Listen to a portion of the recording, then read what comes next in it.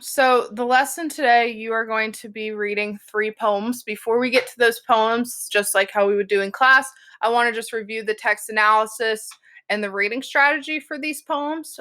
These poems are very, very short, so please don't get overwhelmed that you hear that you have to listen or think about 3. After I do this screencast, I will have a Google Doc form for you guys to fill out based on these poems.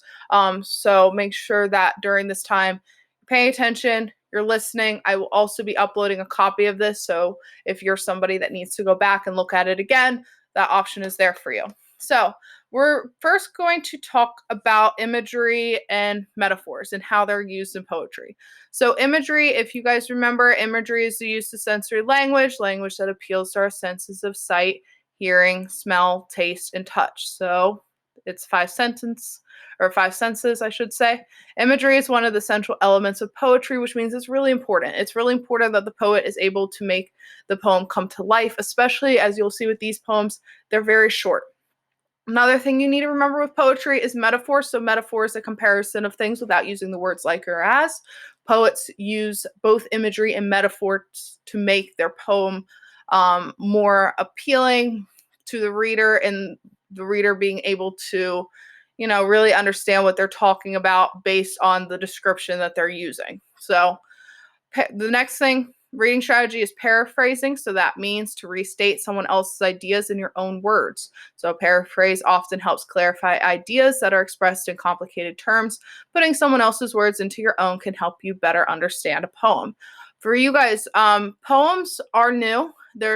If you haven't really read many poems before, you'll probably read a couple and be like, I don't know what they're talking about, which is part of it. It takes practice to really understand what the poet is really trying to describe.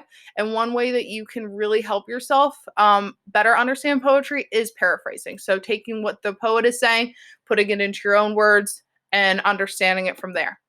So the first poem that we are going to start out with today is A Message from a Caterpillar. So as you can see, there is a cocoon right here.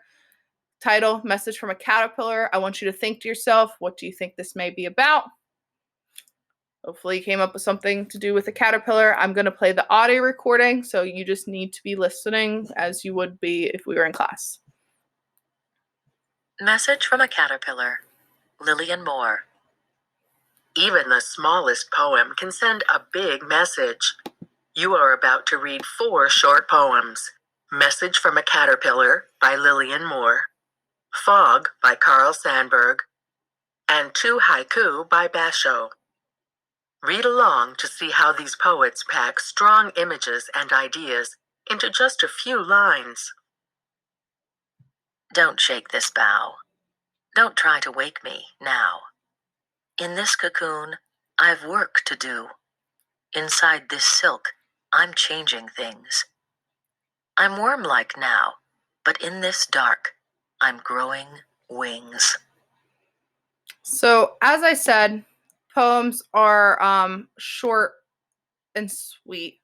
All right, for this one, for example, if you don't know what the word bow means and there aren't enough context clues here to help me figure out, I'll finish reading the poem and then I'll go look it up. So bow, if we go to look it up, which I will just go because I want to actually read you the definition.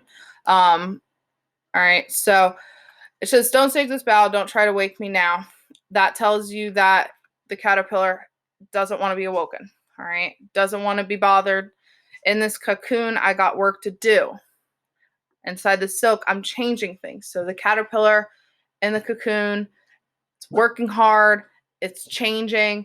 Hopefully, with caterpillars, they change into butterflies, but I'm like a worm now, but in the dark, I'm growing wings. So it's a caterpillar basically becoming a butterfly. You can say, and honestly, that was me just paraphrasing in my own words very quickly about what's going on in this poem. And what I want you guys to do when you are doing these poems is to actually be thinking about this, going back, because as you can see, I did it pretty quickly, but that's also because I've read this poem before. So take time with it and take time paraphrasing it. So bough means a main branch of a tree. So don't shake this bough. It's just basically saying don't shake the tree. And as you can see, It's hanging off a leaf, which we can assume is in a tree. All right, the very next poem that we are going to quickly talk about is called Fog. So the first thing you got to do is look at this picture. All right, what do you notice? What might it be? And then we also see the title Fog. So I'm just going to play the audio recording for this one. Fog, Carl Sandburg. The fog comes on little cat feet. It sits looking over harbor and city on silent haunches, and then moves on. Similar to the last one, very short and sweet poem. The first thing, what is this fog being compared to? If you look in the first stanza, the fog comes on little cat feet. So what is the fog being compared to? I'm not going to give you the answer to that one, but you want to think about what are they actually comparing it to? The second question says, what does this poem help you see and even hear? So what do you see when you are reading this poem in your mind? All right, because that's imagery.